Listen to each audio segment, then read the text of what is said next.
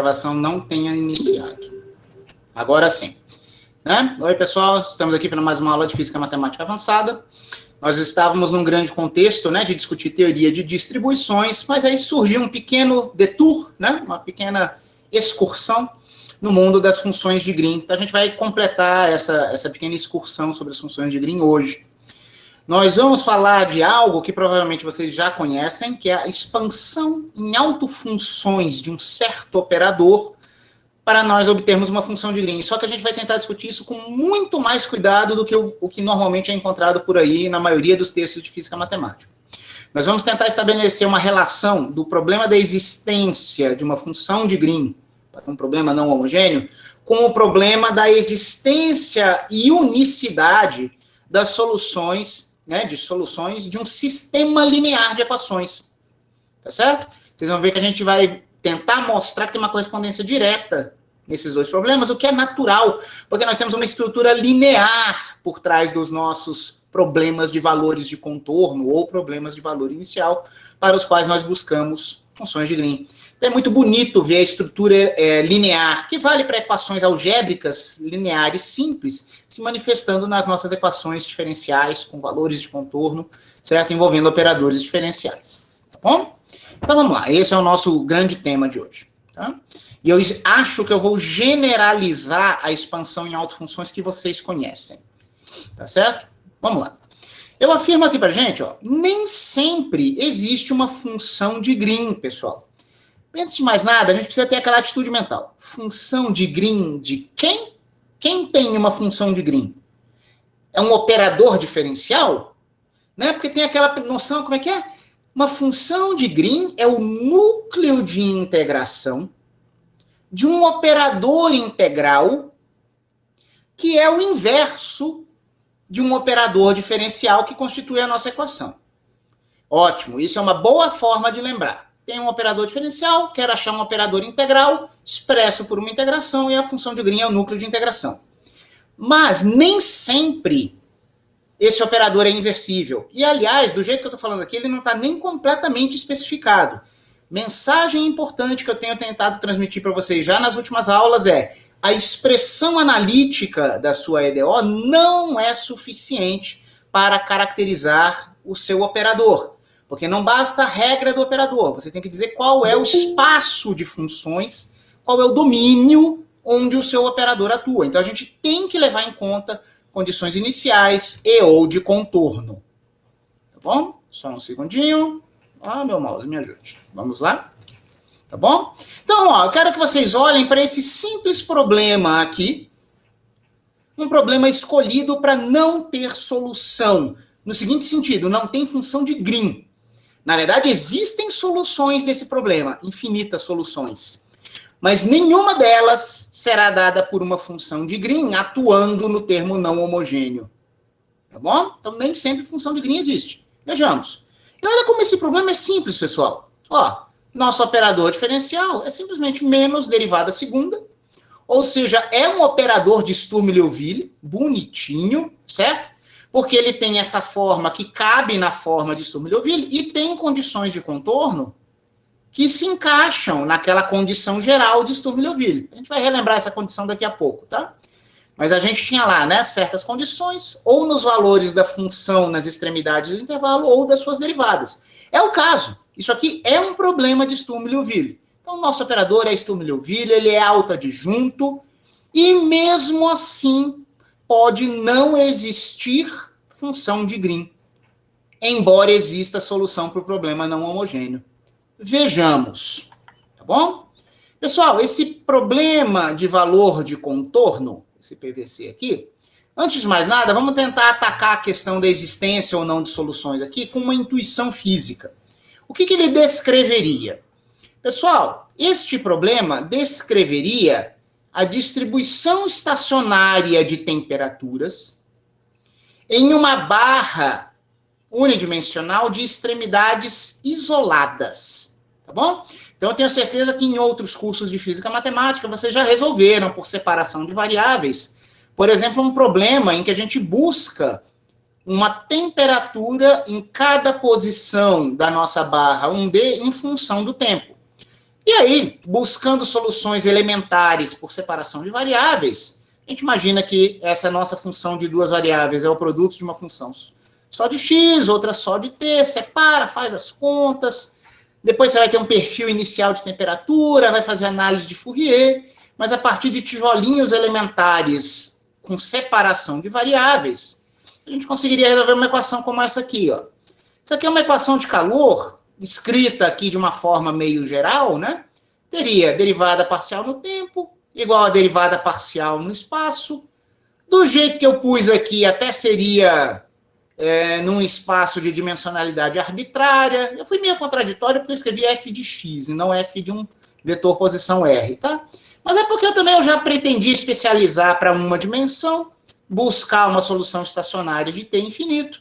Então, é possível mostrar, vocês já fizeram vários problemas assim, que fazendo a separação de variáveis, a parte espacial dessa nossa temperatura, no regime estacionário, deveria satisfazer uma equação como essa, que é exatamente a IDO do problema que eu montei aqui, tá bom? Então, uma derivada segunda igual a uma certa f é uma distribuição de temperatura estacionária. Só que, imagino que vocês também tenham estudado isso quando fizeram separações de variáveis em problemas simples em um curso anterior, que num problema de calor, quando a gente iguala as derivadas a zero, nas extremidades, a gente iguala as derivadas a zero, isso é uma condição física de isolamento térmico. Então, nós estamos imaginando aqui uma barra com uma certa condutividade térmica, tem um coeficiente que está absorvido aí em algum lugar, certo? E não há fluxo de calor pelas extremidades. E, além disso, há fontes de calor, porque o papel desse f de x é exatamente uma quantidade de calor por unidade de tempo lançado num certo elemento ΔX, de largura ΔX, em torno de um ponto x. Nós temos várias fontes de calor aqui, tá bom? Então, a ideia é buscar a distribuição estacionária de temperaturas numa barra onde a gente estaria lançando calor, teríamos fontes de calor distribuídas ao longo da barra, desde que a barra tenha isolamento térmico nas extremidades. Tá bom? Pessoal, como a energia não pode fluir pelas extremidades, porque eu estou imaginando nesse problema que eu tenho extremidades isoladas termicamente, não há solução estacionária para esse problema. A gente tenta fazer a separação de variáveis, construir um problema como esse aqui, com certas condições de contorno, e dá pau, dá pau. Você não tem uma solução estacionária para qualquer fonte. Vocês podem imaginar isso até mesmo com o problema de Green associado. O que seria o problema de Green associado? A gente troca aquela nossa fonte f de x por uma fonte pontual, né? Que estaria jogando calor só na posição xi. E aí, aquele nosso menos derivada segunda de u, a gente sabe que quando a gente constrói uma função de Green, ela passa a depender de x. Ô, meu mouse. Deixa eu tentar fazer algo diferente. Melhorou. Tá? Mas também dessa posição xi. Então, isso aqui seria uma fonte térmica pontual. E aqui estão as mesmas condições, tá? De isolamento térmico nas extremidades. Tá? Então, o que eu quis dizer aqui? Eu posso simplificar o problema de uma fonte, né, de calor espacialmente distribuída até mesmo para uma fonte pontual. Pessoal, esse problema não tem solução física. Porque a partir do momento que eu estou injetando calor, mesmo que seja num ponto só, e o calor não pode fluir pelas extremidades da barra, eu estou sempre injetando energia no sistema, continuamente, por esse meu termo fonte. Então, não tem como surgir uma solução estacionária no tempo. Eu posso ter ali uma temperatura aumentando ao longo do tempo, segundo alguma lei, certo? Mas eu vou ter muita energia acumulada nessa minha barra, não vai ter uma distribuição estacionária. Eu acho que isso é razoável, uma certa intuição física do porquê que não vai existir solução. Tá bom? Ou se vocês acharem esforçado demais, mas repara, eu estou injetando energia, a temperatura tem que aumentar. Para sempre. Mas não vai ficar estacionária. Tá bom? Pessoal, aí eu comento aqui. Eu usei essa intuição física, mas não é assim que eu estou querendo ensinar vocês a olhar para um problema para tentar decidir quando existe uma função de Green ou não. Eu quero dar para vocês critérios matemáticos. Tá bom? Então eu comento aqui que a forma mais produtiva da gente entender a existência ou não de soluções para um certo problema, repito, hein? Era um problema bonitinho, um problema regular de Sturm-Liouville, operador bom, legal, e mesmo assim podia não ter solução no sentido de haver uma função de Green. Então, eu vou fazer uma mudança de rumo aqui na conversa em que parece que eu estou sendo completamente esquizofrênico. Eu vou começar a falar de um problema completamente diferente. Ou não, não é. Olha só. Vamos analisar esse problema aqui, que é um sisteminha linear básico. Imagina que a gente tem uma matriz n por n, A, atuando num vetor coluna n por 1x, para dar um certo vetor coluna especificado n por 1. Pessoal, isso aqui é um sistema linear não homogêneo. Nós buscamos descobrir quem são as componentes, as entradas desse vetor coluna que satisfaçam essa equação para uma matriz dada e para um vetor B não homogêneo, um termo não homogêneo dado. Tá bom? Ora, a gente aprende em teoria bem elementar, até mesmo antes da universidade, que esse sistema linear terá uma única solução, qualquer que seja o B que você coloque aqui, se e somente se o determinante da matriz A for diferente de zero. Tem até um método que, se eu não me engano, a gente chama de método de Laplace, não é isso? Em que a gente calcula os determinantes, aí pega a matriz A e troca as colunas dela pela coluna de B, aí divide dois determinantes. Tem toda uma conta que a gente faz até no ensino médio, certo? Ótimo. Não quero fazer essas contas aqui. Eu só quero que vocês se lembrem que o critério para a existência de uma única solução era determinante da matriz A diferente de zero. O que isso tem a ver com o que a gente está fazendo aqui? Pessoal, a gente ensina lá no ensino médio determinante de A diferente de zero, que você pega um número, olha e calcula, não calcula, já tem uma posição.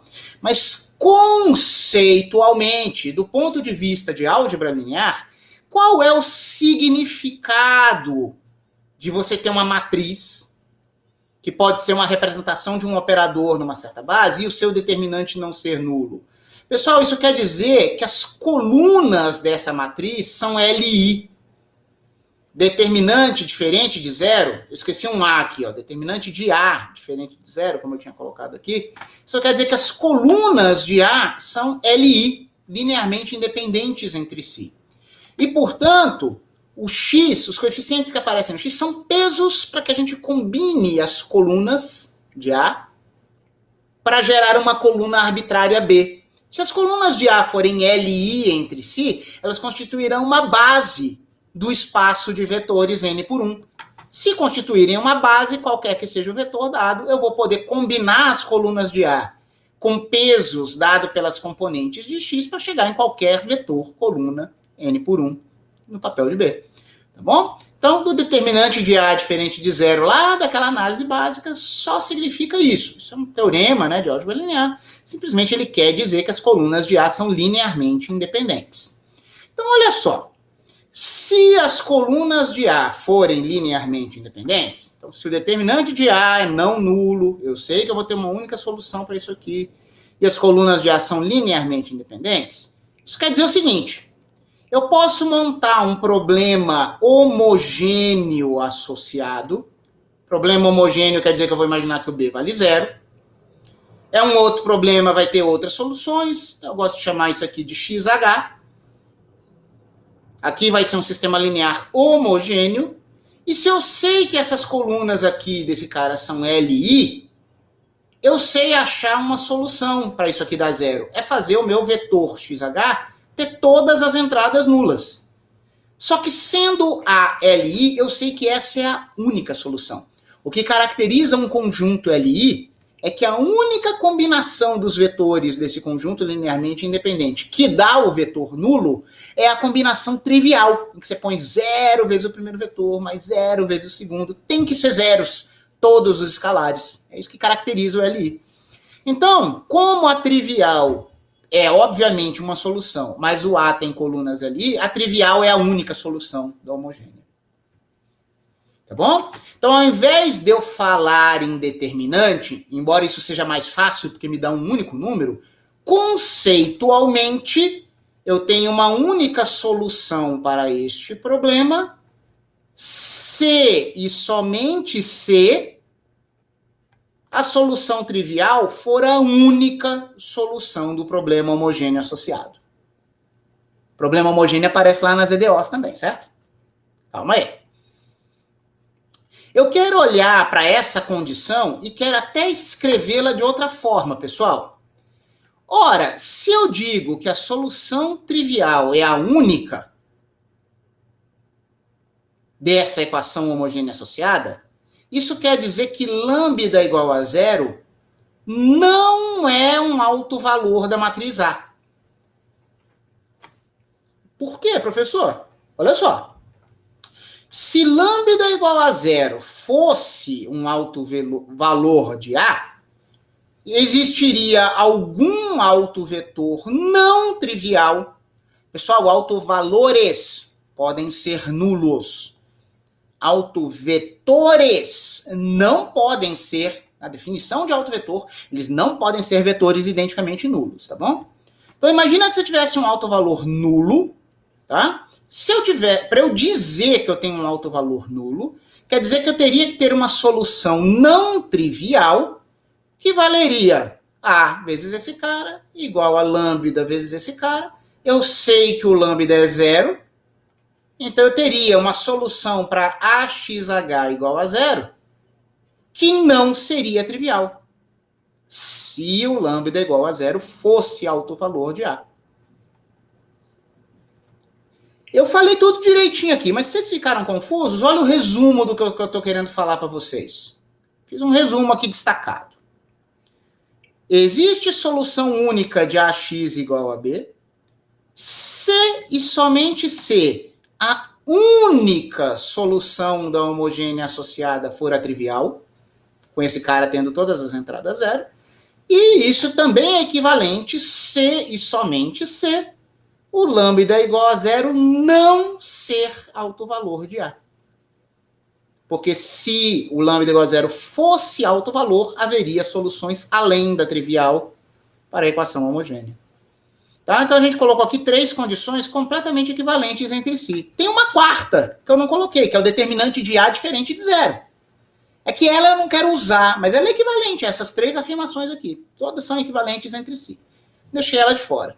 Agora tem uma quinta condição equivalente, além dessas 3 e a do determinante, que eu não pus aqui nesse quadro, mas que eu vou querer chamar, só para a gente reavivar a memória. Certo? Pessoal, cada uma dessas condições é equivalente a existir a inversa, A menos 1. Vocês devem se lembrar que uma matriz N por N é inversível se e somente se o seu determinante não for nulo. Tá? Então, essas 3 condições são equivalentes a determinante de A diferente de zero e são equivalentes a existir a inversa. De modo que aí a nossa solução é dada pura e simplesmente por multiplique pela inversa de A pela esquerda ambos os lados dessa equação e o nosso vetor solução desejado é A menos 1 vezes B. Tá bom? Pessoal, agora vem o negócio que explode nossa cabeça, certo? Nada do que eu fiz aqui é válido só para equações matriciais. Isso aqui é válido para qualquer espaço vetorial, onde você tem algum operador ou uma representação de um operador numa certa base. Nada disso muda, porque as equivalências entre essas afirmações aqui, todas são estabelecidas por linearidade. E linearidade vale, por exemplo, no meu espaço de soluções, tá? De equações lineares, onde eu busco uma função de Green. Vale tudo, tá? Então, esses argumentos não mudam, tá? Vou querer mostrar para vocês por que matematicamente a gente podia saber que aquele nosso problema não teria uma função de Green. Você se lembra lá que o problema original que eu coloquei foi menos segunda derivada da solução que eu busco, igual a um dado termo não homogêneo, e eu tinha isolado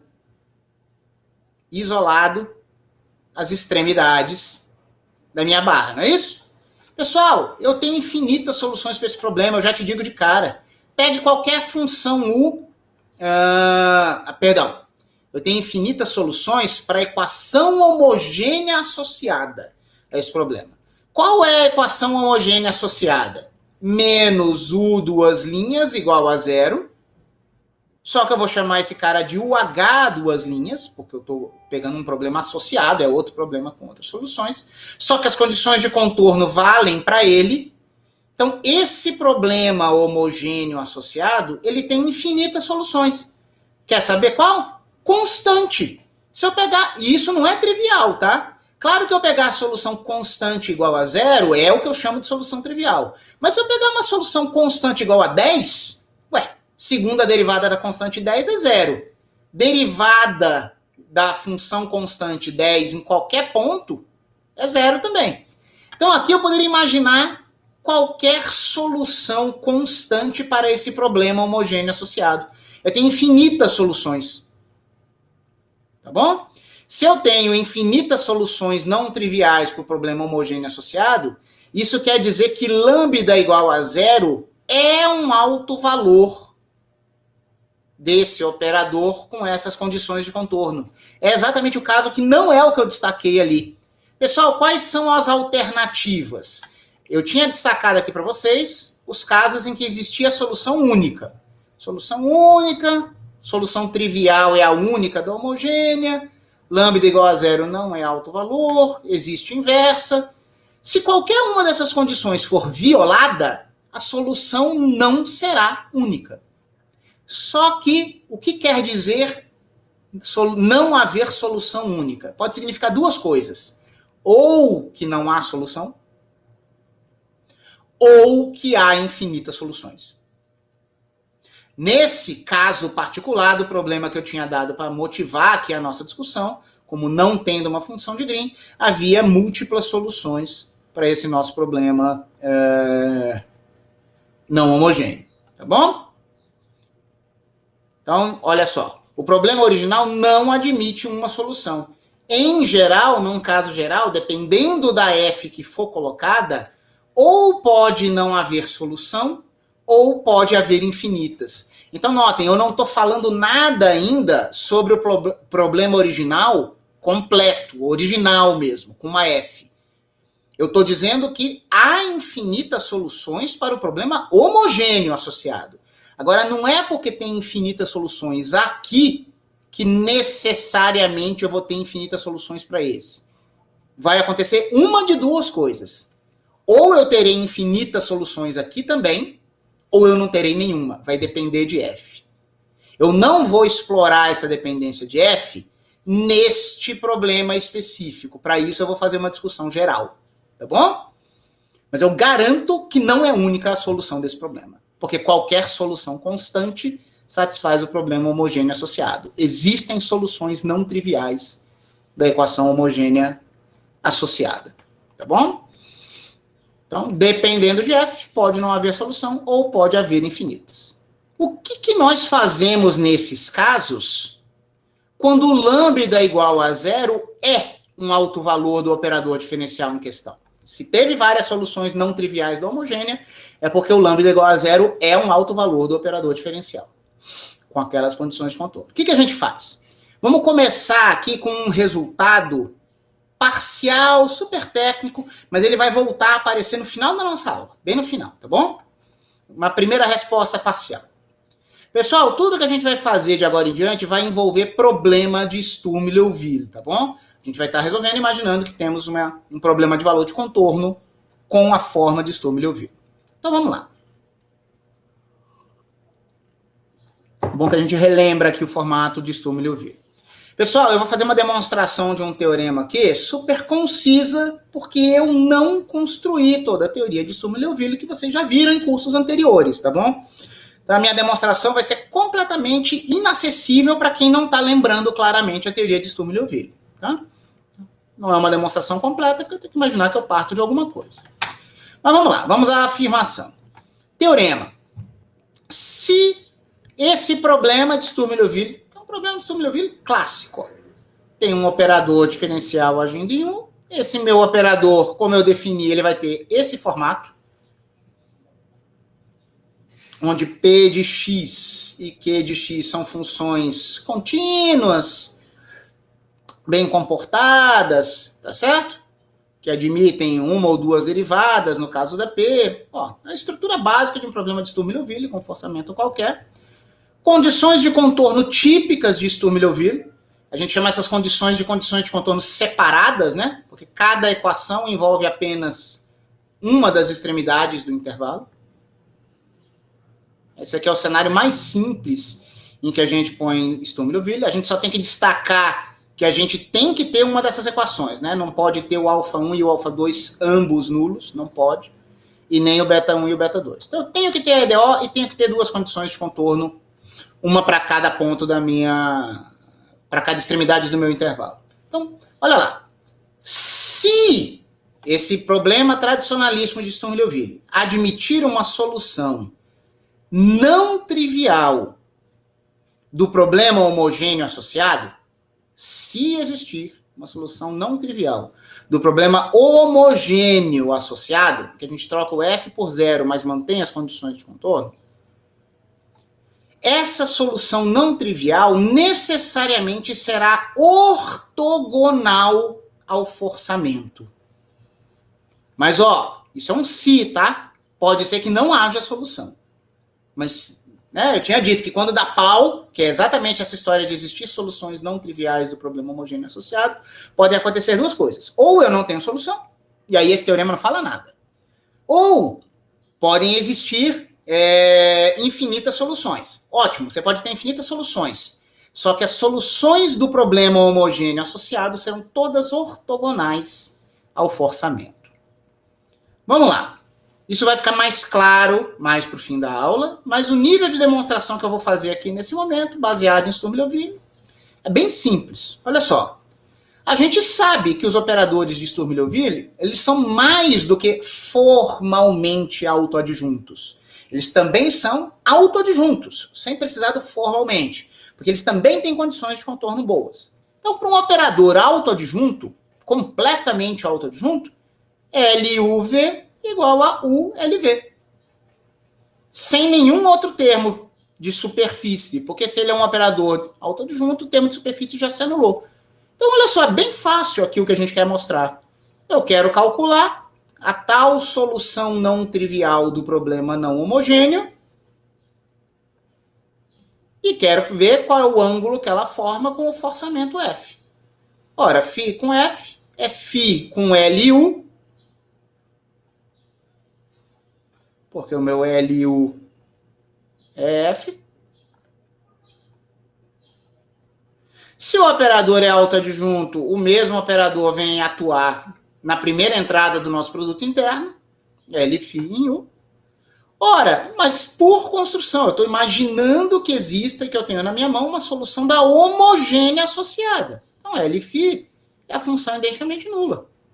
E função identicamente nula com qualquer outra dá zero. Portanto, qualquer solução não trivial da homogênea forma um ângulo, no nosso sentido de espaço de funções, né, com o forçamento F, que é 90 graus. A gente não desenha esses caras como segmentos de reta, mas quando um produto interno de dois vetores dá zero, a gente diz que essas funções são ortogonais. Esses vetores são ortogonais. Era exatamente o que eu estava querendo dizer antes. Tá bom? Então, talvez eu nem chamasse isso aqui de um teorema, talvez um lema, um resultado auxiliar, porque eu não estou dizendo que vai acontecer nesse caso maluco em que a função de Green não é única, né? Eu não estou dizendo, eu estou dizendo se... Beleza, a função de Green não vai existir, porque eu estou dizendo que tem soluções não triviais da homogênea associada.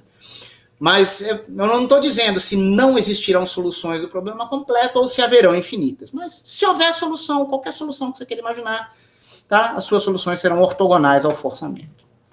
Tá bom, resultado parcial.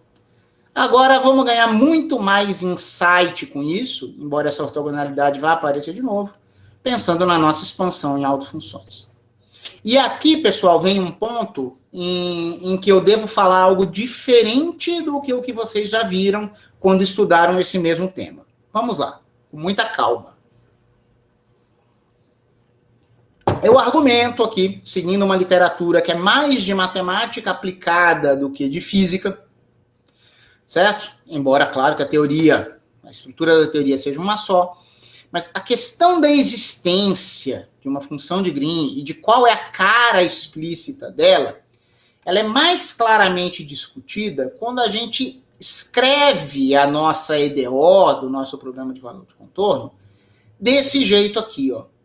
Quando ela é expressa na forma LU menos um coeficiente, aqui um escalar complexo, em geral, Mi, vezes U, igual a F.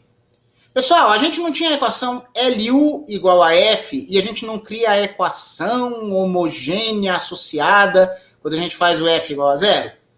Você pode imaginar que, dado o seu problema LU igual a F, você pode reorganizá-lo como LU menos uma constante complexa vezes U. Você pode fazer isso tirando parte do seu L que já existia, que fazia o LU ser igual a F, ou simplesmente escrevendo isso aqui dizendo que o seu Mi é zero. Você vai dizer, mas para que eu vou acrescentar ou retirar zero da minha equação? Calma. Vamos lá. Mas é um tipo de equação associada à equação original, tá bom? Então, olha só. Essa discussão, como eu disse, ela é mais clara, mesmo quando não existe um termo linear em U no seu LU, para que você o coloque aqui. Tá? Por exemplo, no exemplo que a gente acabou de estudar ali antes, o meu LU, ele era menos U duas linhas. Tudo bem? Ele era menos U duas linhas. Mas eu poderia escrevê-lo como menos U duas linhas, mais zero vezes U. Não podia? É no mesmo, não é? Por quê? Porque notem que aí eu estou trazendo aqui, em destaque, um número zero, que calha, pessoal, que é um alto valor do operador original que a gente tinha lá. Eu não tive soluções da equação homogênea não triviais? E eu não tinha dito que isso só acontecia quando eu tinha um alto valor nulo? Então vamos lá.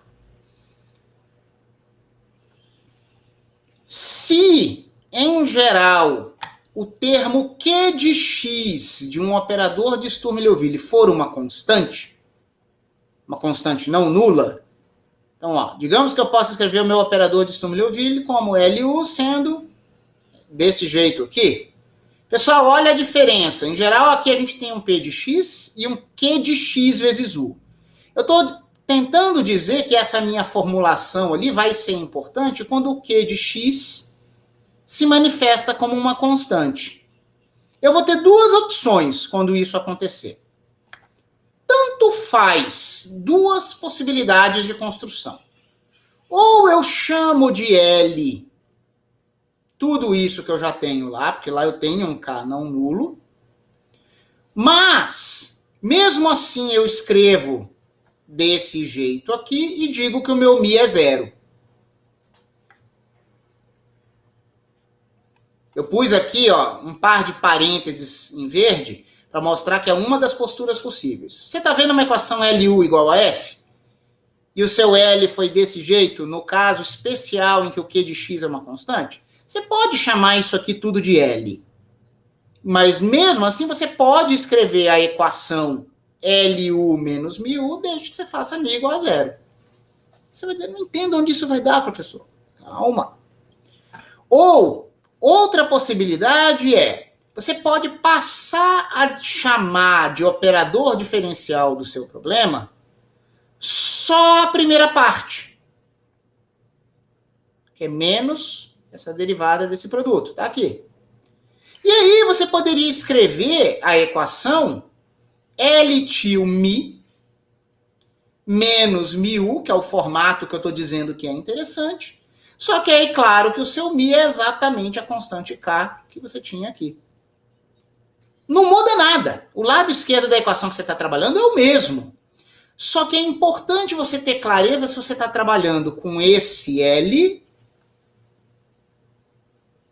e Mi igual a zero, ou se você está trabalhando com esse L til e fez o Mi igual a K. Embora essas expressões aqui não mudem. Isso aqui é igual a isso aqui, porque isso aqui foi feito para Mi igual a zero, e esse cara aqui foi feito para Mi igual a K.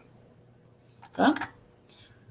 Mas por que eu destaco isso? Uma escolha deve ser feita nessas duas possíveis abordagens, pois os autovalores do L e do L til não são exatamente iguais. Um tem ali uma constante vezes a própria função inserida ou retirada.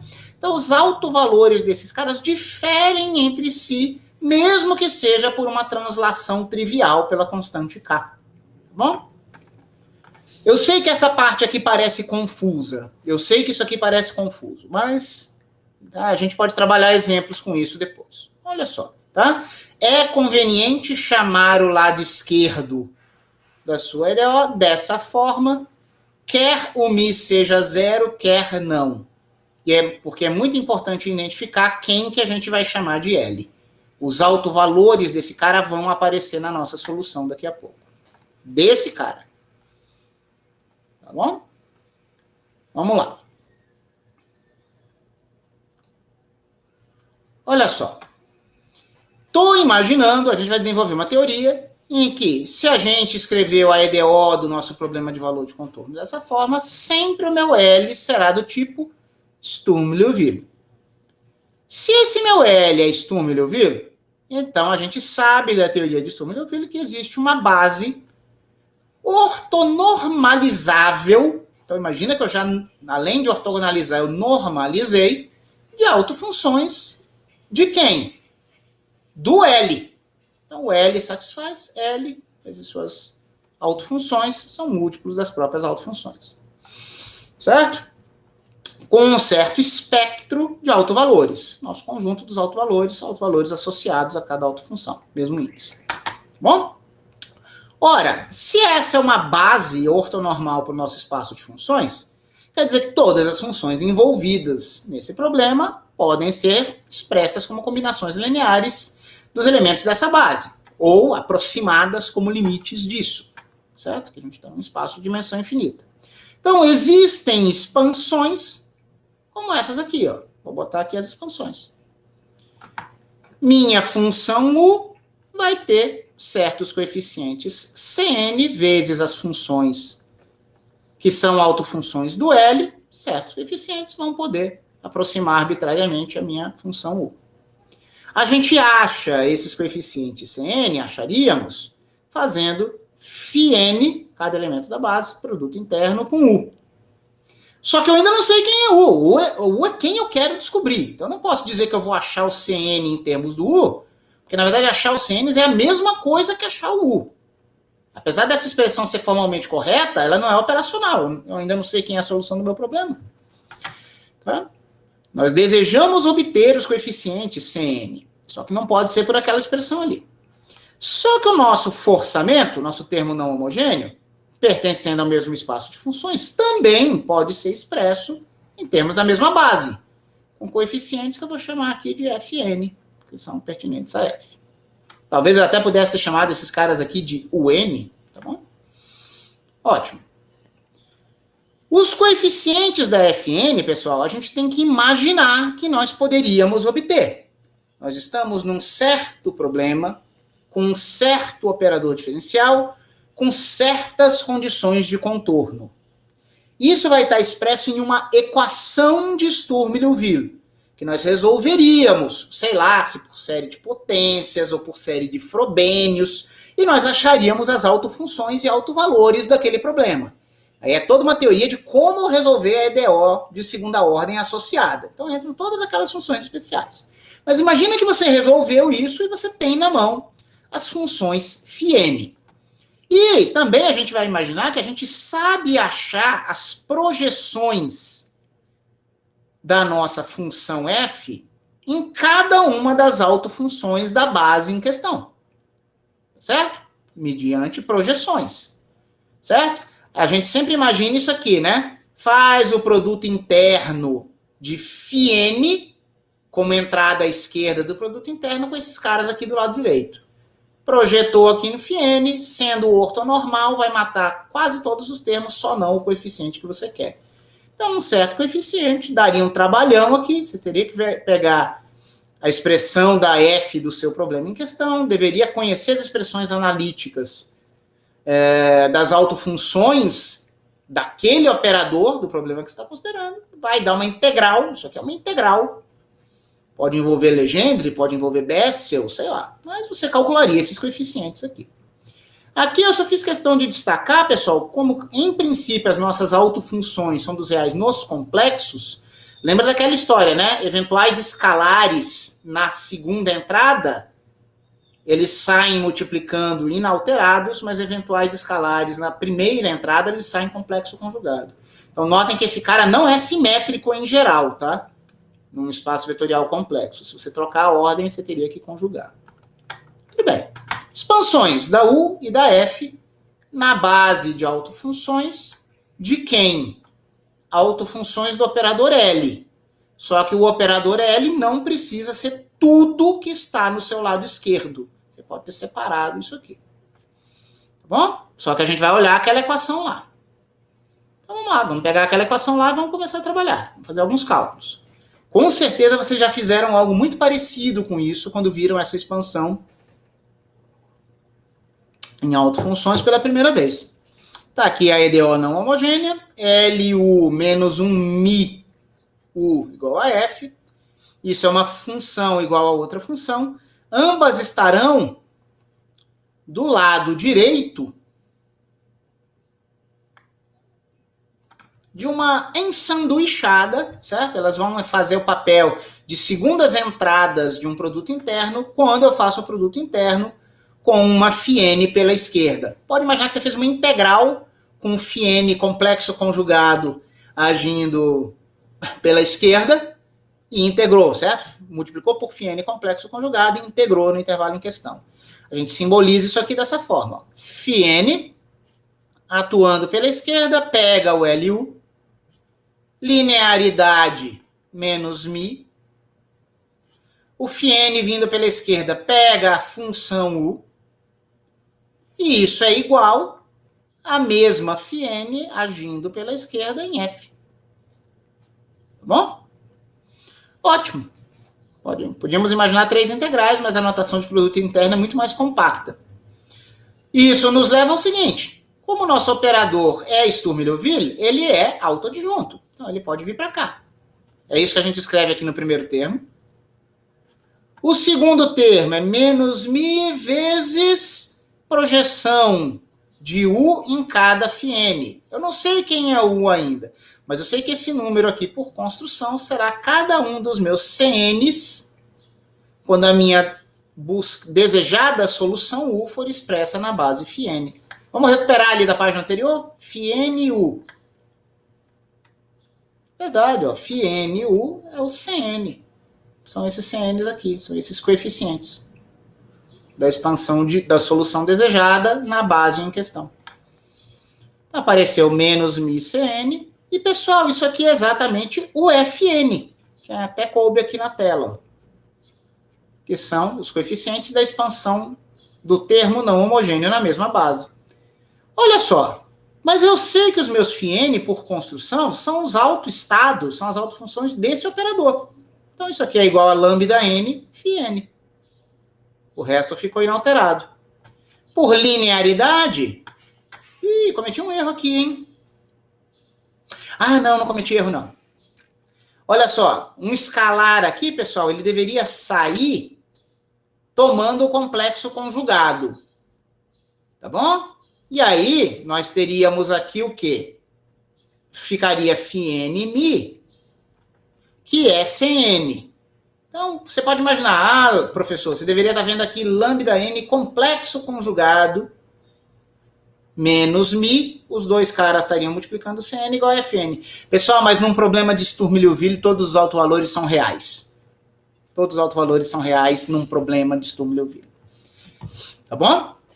A gente tem algumas matrizes complexas que têm autovalores apenas reais. São as matrizes hermitianas. Os nossos operadores autoadjuntos cumprem esse papel. Seus autovalores são reais. Então, não tem erro nenhum, está completamente correto. Eu não preciso conjugar. E essa equação, pessoal, essa equação é absolutamente central. Ela permite que a gente ache cada um dos coeficientes da nossa solução desejada a partir dos coeficientes do termo não homogêneo dado, desde que a gente conheça, né, para achar esses FNs, a gente já devia saber fazer um monte de integrais. certo? Conhecemos os autovalores do operador L, e o mi é algo explícito, é algo que está no nosso ponto de partida, mesmo que ele fosse 0 antes. O detalhe, pessoal, é que nós podemos ter diferentes formas de satisfazer essa equação. E isso vai levar a diferentes considerações. Tá? Vamos lá. Há vários casos a considerar. Tá? Primeiro caso a ser considerado. Digamos que o mi, que é o cara que aparece aqui, nesse nosso problema reformulado, certo? Vamos dizer que ele não seja um alto valor de L. Ou seja, para todos os índices que você pode imaginar indexando seus autovalores de L, nenhum deles é mi. Isso quer dizer que esse número nunca é 0. Se esse número nunca for 0, ele sempre poderá passar dividindo. Pode vir para o quociente. Então, nesse caso, se o mi não for um alto valor, nós sempre poderemos achar os nossos desejados coeficientes da solução, pegando os coeficientes do termo não homogêneo e dividindo por lambda n menos mi. Lembre-se que cada Fn é um coeficiente do forçamento relativa à autofunção φn, e o lambda n é relativa à mesma. Então, conhecidos os CNs, esses coeficientes, a gente pode fazer a seguinte construção. Ué, minha solução desejada é soma de Cn e φn. Cn assumiu essa cara, acabamos de ver, vezes φn. E aí um resultado tradicional é, a gente reescreve isso explicitando quem é Fn. Então notem que o φn fica aqui, 1 sobre lambda n menos mi está aqui, só que essa nossa projeção de f no alto estado n, ela é escrita como aquele nosso produto interno, pessoal, que dá esse Fn, e que estava codificado, bonitinho, desse jeito aqui, ó. Isso aqui, na verdade, nada mais era do que um símbolo conciso do produto interno para integral da nossa f em φn, complexo conjugado, que é a primeira entrada do produto interno, né? Toma o conjugado dessa forma. Desculpem a rasura aqui, tá? Eu deveria ter mudado a variável muda de integração aqui, e eu tinha escrito originalmente repetindo esse x. Mas notem que esse termo não depende de x. Eu sei que integrando já não dependeria de x mesmo. Só que a gente evita escrever um índice mudo como x aqui, quando outros termos da equação têm o x. Confundiria. Então, ó, não tem x nenhum aqui. Então, é muito mais elegante a gente simplesmente evitar o x aqui. Colocando essa letra grega simpática e simples, né, de escrita simples, que é o xi. A gente escreve isso aqui. E o que vai acontecer? Tá? Nós estamos num regime, de um espaço de Hilbert em que as coisas funcionam bem. Essa integral e esse somatório podem ter sua ordem invertida. A gente põe a integral lá fora e agregaremos aqui entre colchetes tudo que não depende da nossa função f. Então, tá aqui a f de xi, ó, ela vem parar aqui fora, de xi, e todos os outros termos são condensados nessa expressão entre colchetes, que envolve produto de autofunções, vão ser somadas, só que a gente conjuga uma delas. Pessoal, em muitos casos as nossas autofunções são reais, tá? Legendre, Bessels usuais, tá bom? Só que, por exemplo, ondas planas, você precisa tomar conjugado. Então, cuidado. Tá? Em geral, é bom a gente tomar o cuidado de escrever isso aqui. E lá embaixo, no coeficiente, aparece algo um pouco diferente do que vocês estão acostumados. Muitos de vocês veem essa expressão sem o tal do mi, porque, afinal de contas, vocês não inventaram essa porcaria dessa coisa misteriosa que é reescrever o lado esquerdo da equação com esse mi. Vocês escreviam pura e simplesmente LU igual a F. Mas tem um objetivo a ser cumprido, pessoal. Porque é muito importante a gente distinguir os nossos casos prestando atenção nas possibilidades para esse mi. Lembre-se que eu tinha dito que tinha vários casos a considerar e que esse nosso primeiro caso é se o mi não for um dos autovalores de L, aí essas manipulações aqui que a gente fez são válidas até agora. E olha que é tudo consistente, porque se eu não sou um autovalor, eu tenho certeza que eu não estou dividindo por zero. Aí o que a gente faz? Perdoem-me mais uma rasura aqui. Eu tenho tido umas câimbras cerebrais ao escrever as minhas expressões, desculpem. Olha só o que acontece. Essa aqui é uma expressão que depende de x, de xi, e diferentemente do que a maioria de vocês costuma ver, dependeu agora desse parâmetro mi. Então, essa função aqui vai fazer o papel de um núcleo de integração, né, esse termo entre colchetes, ele é uma g de x xi, e é conveniente colocar aqui um ponto e vírgula mi. Ficou bem apertadinho aqui, na próxima página eu vou dar uma versão não rasurada disso. A gente passa a ter algo que é essencialmente o que a gente chamaria de função de Green, só que parametrizada por essa constante mi. E ela é tal que a integral dela, vezes o nosso termo não homogêneo, isso aqui é quem? Isso é nosso u. Pessoal, mas quem é o nosso u, a nossa solução? Solução de qual problema? Foi um problema que eu resolvi escrever assim. O u é uma solução deste problema aqui. Então, notem que o u, do jeito que eu escrevi, ele não é o inverso do L. Ele é o inverso de um operador efetivo aqui, que a gente chama de L menos mi. Ele é o inverso de L menos mi. O que é L menos mi? Professor, você fez um operador menos uma constante? Não, pessoal, é que esse tipo de notação é tradicional. O que eu estou chamando de inverso de L menos mi foi um inverso explícito. Nós estamos aqui num caso em que existe uma única função de Green para o problema dado, certo? E essa função de Green é o núcleo de integração de um operador integral, que é o inverso de quem? É o inverso do operador, que eu também chamaria de L menos mi, mas é claro que é L menos mi vezes um operador identidade atuando nas funções. Um operador identidade atuando em qualquer função que satisfaz as condições de contorno da própria função que satisfaz as condições de contorno. Isso é muito comum em física, né? Às vezes a gente tem um operador que é um múltiplo da identidade, a gente omite a identidade. Tá bom? Então, olha que o que a gente está escrevendo é o seguinte. Ora, se L menos mi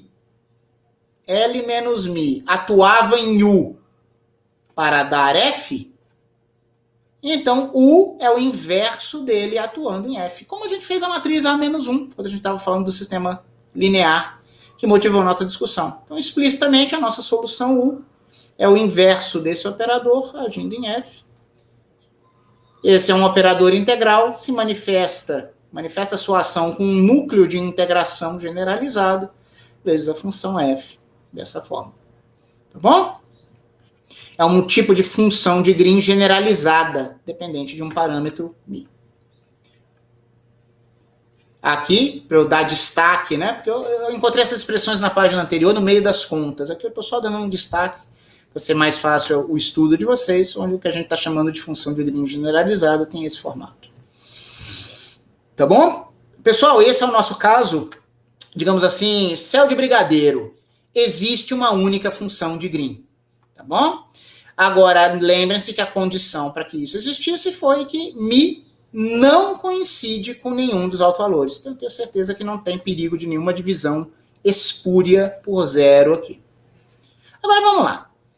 Essa expressão causa desconforto. Eu sei que ela causa desconforto porque ela parece completamente desnecessária. Poxa, professor, que história é essa de menos mi, u? Você mesmo disse que podia ser o mi igual a zero. Então, para que eu vou fazer ele aparecer se ele é zero? Pessoal, olha só, realmente eu entendo o desconforto de vocês, porque principalmente se esses caras nunca são iguais para todo n, se o mi é diferente do lambda n, é claro que lambda n menos mi, simplesmente, ele é o alto valor desse cara aqui, né? Eu tinha L menos mi alguma coisa, se eu aplico na autofunção φn, que é a autofunção do L, é claro que isso é lambda n φn, menos mi φn, lambda n menos mi φn. Ou seja, caramba, é óbvio que esse cara aqui, ele é um único alto valor. Ele é um único alto valor, mas ele é o alto valor de quem? Ele é o alto valor desse cara. Sendo que os meus lambda n são alto valores desse L aqui separado. Então você vai dizer, professor, você está mudando zero da energia, isso é irrelevante. Quando realmente esse Mi não bate com nenhum dos autovalores, eu concordo com vocês. Essa expressão parece completamente desnecessária, parece só uma mudança translacional aqui do valor dos autovalores, então parece só um deslocamento. E aí, nesse caso, a gente podia pura e simplesmente ter chamado de L tudo que estava do lado esquerdo, fazia Mi igual a zero, e vocês teriam a expressão aqui que vocês conhecem melhor, que é quando aparece apenas lambda n lá embaixo. E não lambda n menos Mi. Tá bom? Ótimo. Só que, aí vem os meus poréns. Desde que eu diga que esse meu Mi não seja nulo, notem que a minha função de Green generalizada, ela é definida para o caso em que o operador L tem alto valor nulo. E isso vocês não podiam fazer antes. Se vocês estivessem trabalhando com as expressões que vocês conhecem, se você tivesse alto valor zero para o seu LU, que seria o único termo do lado esquerdo da EDO, quando lambda n fosse zero, essa expressão não é válida. O que você faz aqui? Tá? A primeira coisa, a minha expressão generalizada, ela comporta o caso lambda n igual a zero. Porque se o lambda n for zero, eu tenho certeza que o meu Mi não é zero.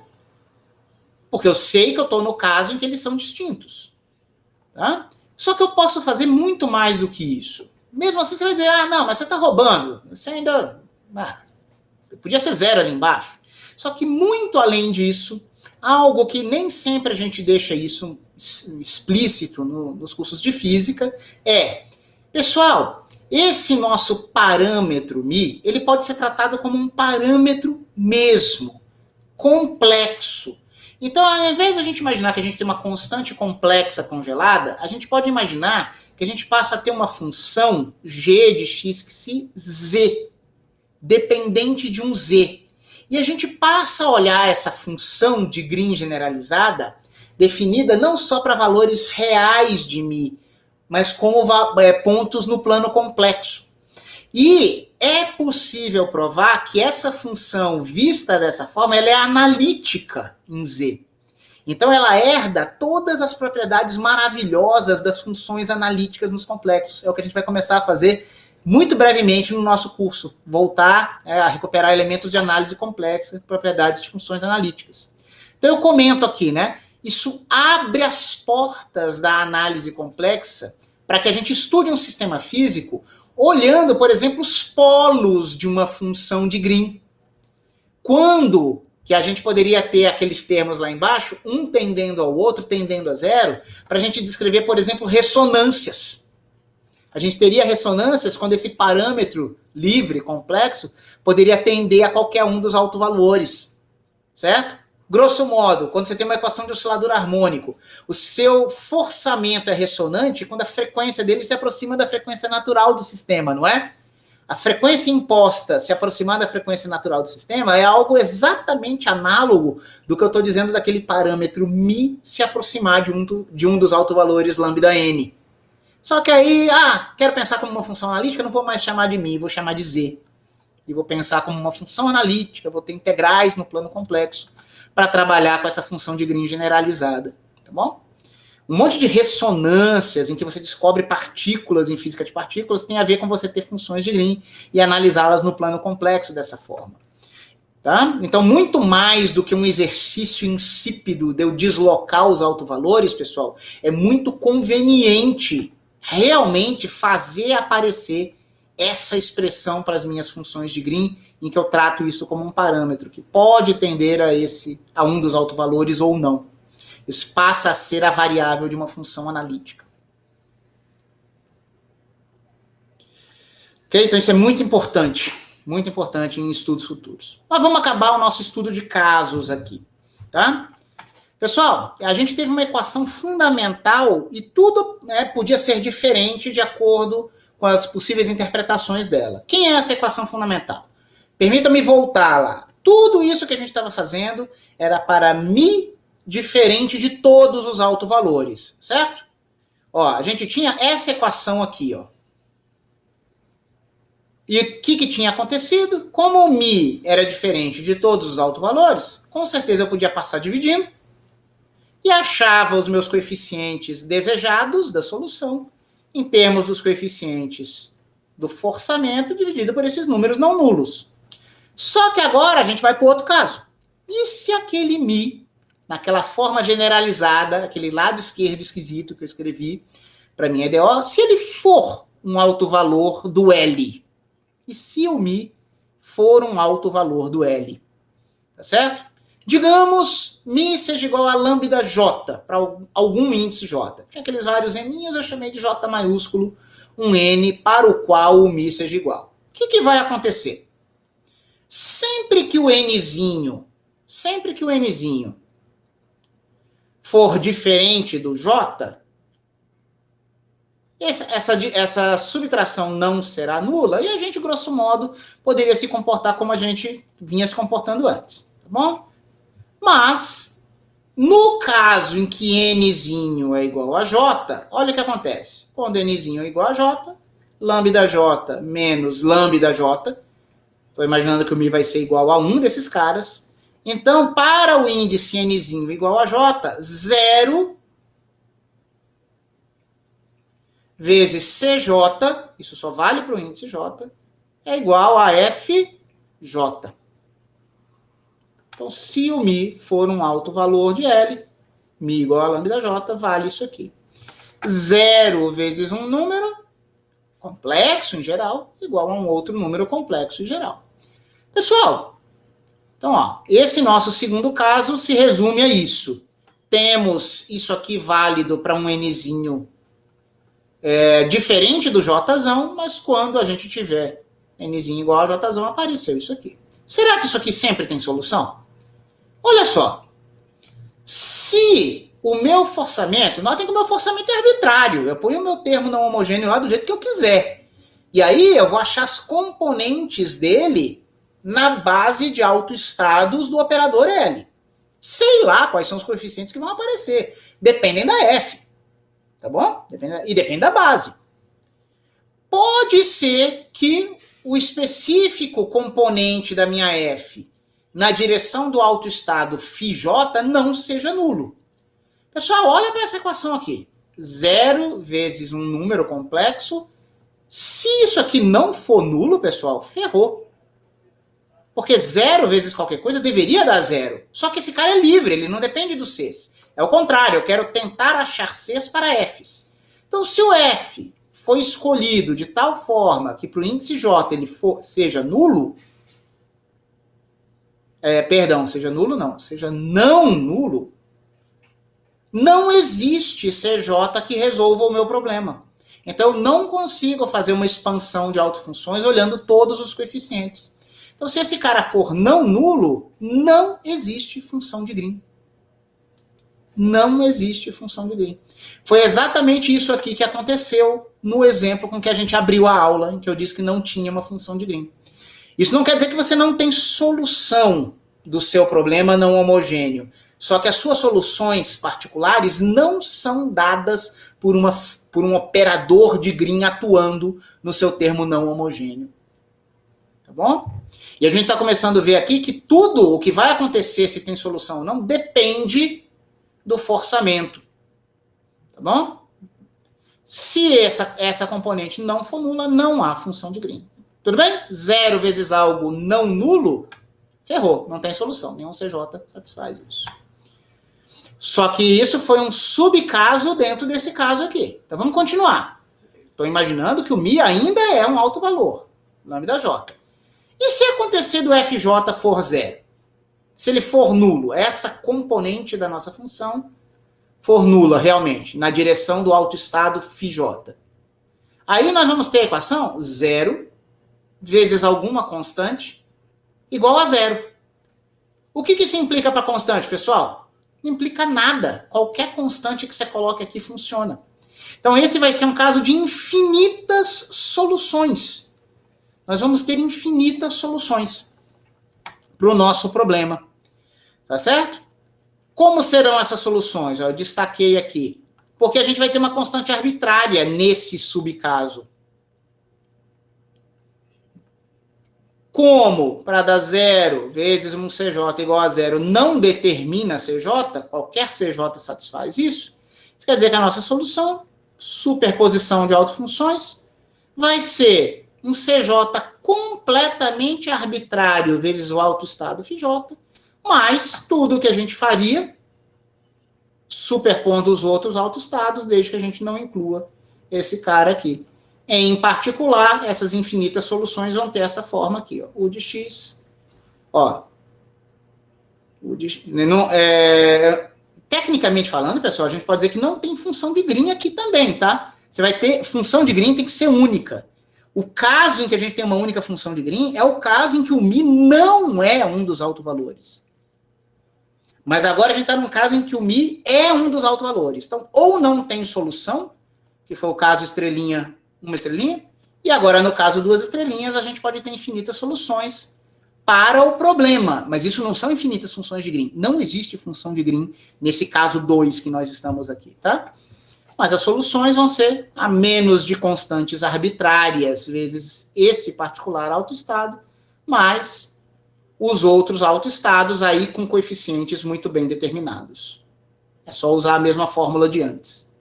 Tá bom? Notem que esse Fn está compacto aqui. Eu não tento abrir isso aqui como uma integral, porque não vai ter uma função de Green mesmo, digna de ser chamada de função de Green. Tá bom? Então, eu deixo fechadinho aqui. Note que, pessoal, esse caso que a gente está olhando agora, que é o FJ ser igual a 0, foi isso que nos deu infinitas soluções para esse problema. Pessoal, isso é exatamente dizer que o forçamento, o termo não homogêneo, é ortogonal a uma certa solução da equação homogênea associada que não é trivial. Vamos ver isso. FJ igual a 0, eu defino FJ como sendo a projeção de F na direção de FJ. Então, dizer que isso aqui é nulo é dizer que isso é nulo. Só que olha só, dizer que eu tenho infinitas soluções quer dizer que eu posso ter duas. Então, imagina que eu tenho soluções U1 e U2 dessa equação. Se eu tenho duas soluções distintas dessa aqui, eu disse que eu tenho infinitas, eu tenho duas, não é?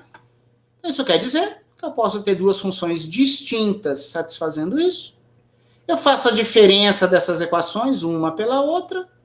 Eu vejo que a diferença entre elas calha de ser um autovetor de L. Só que, olha só, quando eu faço μ igual a 0, em particular, eu estou vendo que a diferença dessas soluções, que não é uma solução trivialmente nula, é uma solução não trivial da equação homogênea associada. Então, essa expressão do FJ ser igual a 0 reconecta com aquele resultado parcial que a gente tinha tido antes.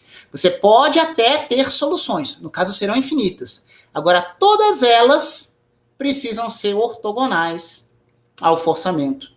Nós tínhamos visto isso antes como um resultado parcial, e está claro isso aqui.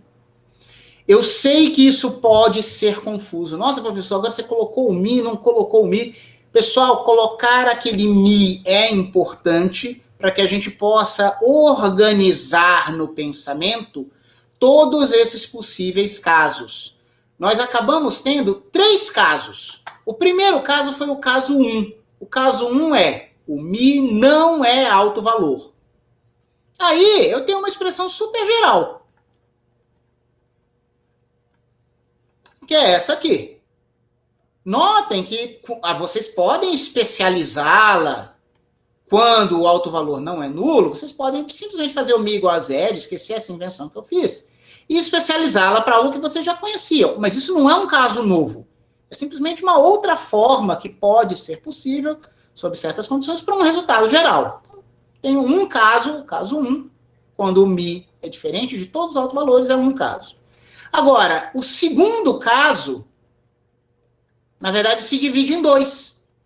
Porque agora eu tenho que analisar. Quando eu estou nessa condição em que o μ é um dos altos valores, aí eu tenho que olhar para o termo não homogêneo. Lembra que no sistema linear, eu tinha dito que quando a solução não era única, a gente também podia não ter soluções ou ter infinitas, mas que isso dependia do B? lá naquela equação AX igual a B, é a mesma coisa aqui. Agora depende da F. Nesse caso aqui, pode ser que a F nos leve para não ter solução nenhuma, pode ser que a F nos leve para infinitas soluções. É a mesma coisa do sistema linear de equações. Por quê? Isso não é surpreendente. A estrutura linear existe naquele problema algébrico simples e nesse nosso problema diferencial com valores de contorno. Tá? Então, eu acho muito bonito fazer isso e é importante a gente olhar para esse Mi, para a gente poder olhar todos esses três casos. O caso 1 e o caso 2, que vira duas condições diferentes para F. Era isso que eu tinha para dizer para vocês hoje. Peço apenas que vocês aguardem o fim da gravação.